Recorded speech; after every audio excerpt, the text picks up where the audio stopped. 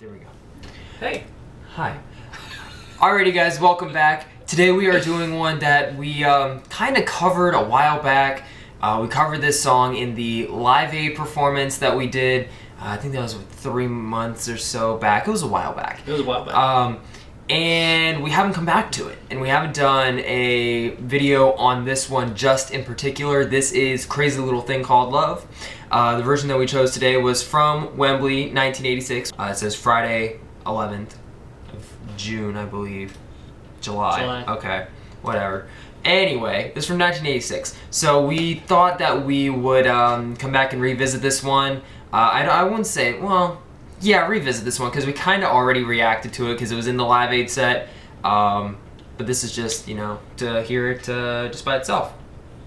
And of course, it's a different version because it's a different performance. So, well, let's see. Let's check it out. All right, let's get started.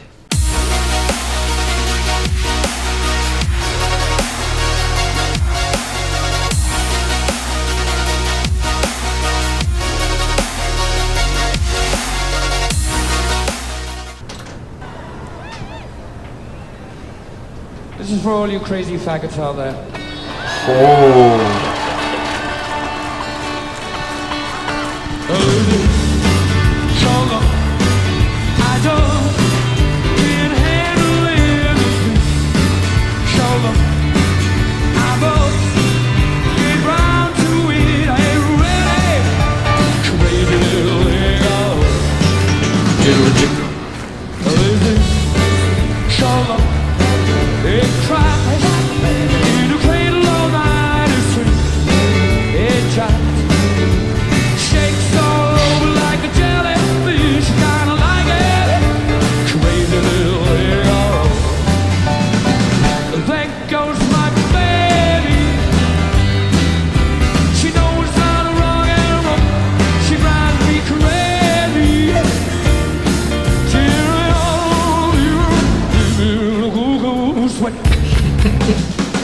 You just make up words. Gotta be cool, relax, get him, get on my track, take a back seat, hitchhike, take a long ride on my motorbike until we're ready, crazy little thing,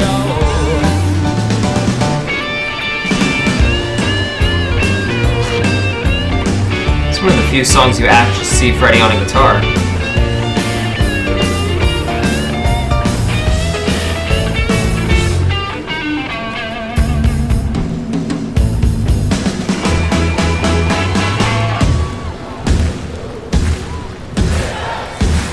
get him, get on my tracks, take a back seat, a hitchhike, take a long ride on my motorbike until we're ready, crazy little thing.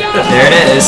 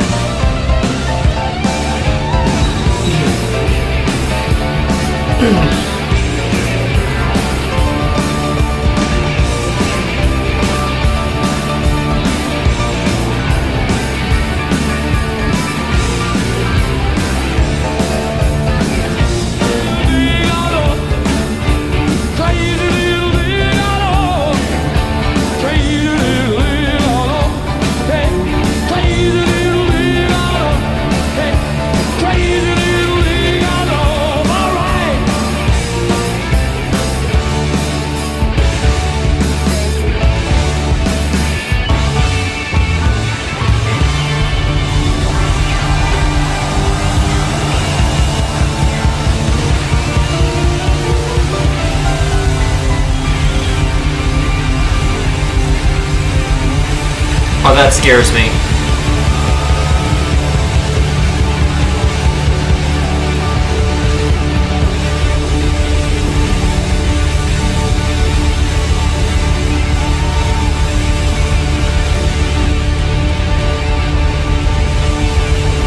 That scares me.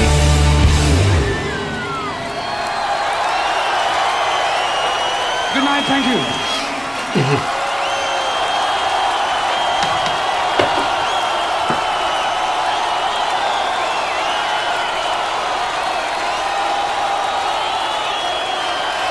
I'll let the applause die out first.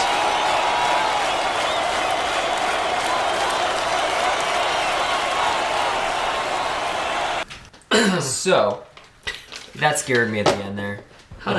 With him holding that like that. How to take a 3-minute song and turn it into whatever. Yeah. But that's concert. Mm-hmm. I liked it. I can tell you liked it. I liked it. Well, obviously, I always like watching Roger, especially from the back, doing his thing. Yeah. Okay. That I always like. But let me ask you, because you are in the process of learning guitar. To a degree, yeah. Right? To a degree. Okay. And, so just from what you're learning, okay, isn't it fascinating to look especially at the close-ups of Brian as he's doing everything that Brian does. Yeah. Isn't it fascinating just watching what fingers are doing? Because, because number one, as you're like going, okay, this is a E string, this is a D string, this is, whatever. Okay. And he's ripping through these things. And as I was watching him do that, I'm like, damn. And there, some of this, I don't know how much of this is improvisation. Probably a lot of it. Okay. I don't know how much of it is actually the song part of it, but especially when they're going in that long stretch, I'm sure he's improving, a bunch of stuff, right? Yeah. Because professionals do that. But I was thinking to myself, out of all the songs that these guys know, how do you keep things straight in regard to what parts, what the part actually is? Mm-hmm. Okay? You have a rough outline, everything in the middle is just whatever the hell you want it to be. You know what I'm saying? Right. I'm thinking, out of the hundreds of songs that these guys know, and it's just like at any instant, play this. Right. And he starts... I'm sure he can play it. Roger, drummers improv all the time, so just as long as the beat stays where it's supposed to be, So, but it was I find it fascinating watching these guys as they're actually playing, watching their hands, not even necessarily listening to what they're doing to the song part, but just going. How the heck is he doing this? Also, if you think about that, from what I was told from previous comments and reading stuff online, I love how I make up words. That Freddie wrote this in a bathtub in London, in like 15 minutes. So by doing all this, it comes back to what I was saying, you have a rough outline, everything else in the middle is, do whatever the hell you want to do for everything else in the middle. That's what I would think about it, having written it in such little time and in a bathtub. It was literally, hey, you, give me a guitar. Because he wrote that, or he wrote parts of that on acoustic. I believe he did. Okay. Because, you have an amp with power chords around water. It doesn't end well. So acoustic, you don't have to have power chords or an amp. That's why they call it an electric guitar. But you're in a bathtub with water. Think about that for a second. You're in a bathtub with water. Are you going to ask for an electric guitar that may kill you? or an acoustic guitar where you could still have a good sound and maybe Brian had straight hair at one time. Okay. Brian wasn't the one who wrote it. Huh? Brian wasn't the one who wrote that. that. I know, but if he had an electric guitar and an amp around water, it would be good. And he has his famous hair that he still has today. Mm-hmm. So I mean, just yeah. Okay. No, just kidding. But yeah. Maybe we're not. But I don't. But just what you're saying, I totally understand. And Freddie would have only been able to do so much. While writing that, so right. You would think with the 3-minute performance right there, going like this up and down the neck, and everything. That's that makes sense. Yeah, it makes sense. But that's what's cool. That's what's cool watching these guys, and just knowing the musical creativity, and the musical talent, and the talent that they've got to be able to. Just do that. To be able to just go in and do that. But still, again, let's just say, for the sake of saying it, 500 songs. Mm-hmm. Every one of them has certain elements that you have to know, so that the audience recognizes them. Mm-hmm. And just at a drop of a hat. Yep. You just know this is this and this is this and this is this and this. We haven't played this for 15 years, but this is what this is, and you're like, I mean, to me that's fascinating. Mm-hmm. That's part of the fascination of the music. Mm-hmm. It's like in your brain, it's just like, okay, cool, filing cabinet. 500 songs that I've written that I have to know, just shoved in this filing cabinet in your head. Well, because there have been a lot of instances where performers have been on stage and they're in the middle of the song and all of a sudden they start just like going into a and humming and what the words to the song and but their eyes are closed and they're into it and the crowd is like and all this kind of stuff, and they've actually forgotten the words of what they're supposed to be singing. I think Freddie did that in that a little bit. But when instead of saying "crazy little thing called love" and he's going like he was drunk. Yeah. Okay. I've seen people do when that. you get in the moment, you don't know what you're doing. Or you know what you're doing to a degree, but you get what I'm saying. Yeah. Oh, but he can get away with doing that because I mean, okay, let's just say for example he did forget the words. I know he didn't, but let's just say he did. Okay, and he did his like that. The crowd's going nuts anyway because they know what it's supposed to be. Right, and you notice that they broke into a guitar solo immediately after that. I mean, who knows? His voice may be hurting or something like that when he was supposed to hit that line, so he decided not to do it. We were at a concert, the Newsboys concert. Okay. When they did "God's Not Dead." Yeah. And in the studio version, it's "My God's not dead," and they whisper it. Right. But before the concert, he had said, "I'm battling something," or "I'm sick," or something. When we were sitting in the VIP thing. Yeah. But then during the concert, when it came to that point, he didn't sing. The crowd sang it. He let the crowd sing it. He let the crowd sing it, but it's because of that, that he made that decision. So maybe which is interesting because they know that the crowd is going to be singing it. Yeah. So they can walk around on stage and just hold the mic out and let them do it. And let the crowd sing. Right.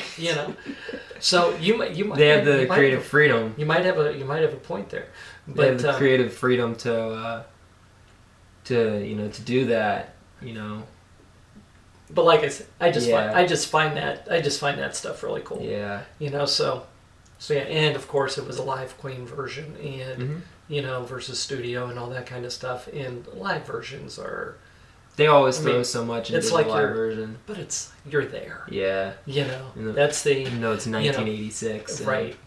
I'm not even a thought, and you're in Virginia in 1986, yes?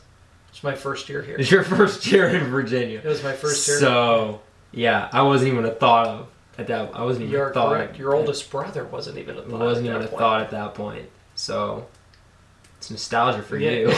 But anyway. But okay, let's are you? Yeah, exactly. So I'm good. You're good? Yep. Alrighty guys, don't forget to check out the Teespring link down below. I am working on new designs, so make sure you get these ones while you can.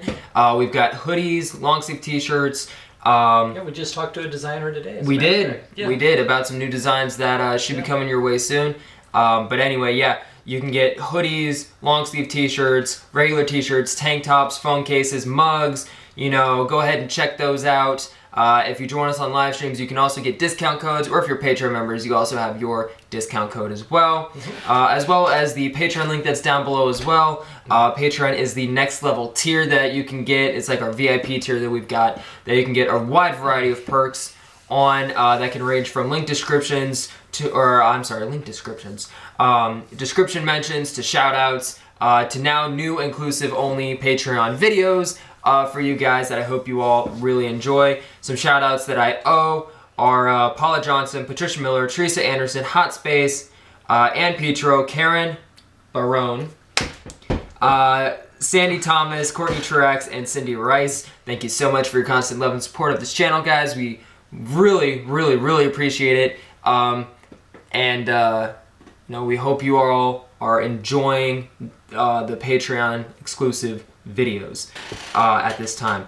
Also, remember guys, at 1,000 subscribers, we will open up a PO box. So if you would like to send us things, you definitely can. We are not expecting anything, but we're opening up the invite to you guys. But that is as soon as we hit 1,000 subscribers, we will open up the PO box so that you all can send us things, whether that be letters, CDs, drawings, whatever it may be, just nothing high monetary value. We don't want anything like that. No. We're looking for fan art, letters, if you want to send a Queen CD, or something like that, but nothing, major monetary value. We really don't want to accept anything like that.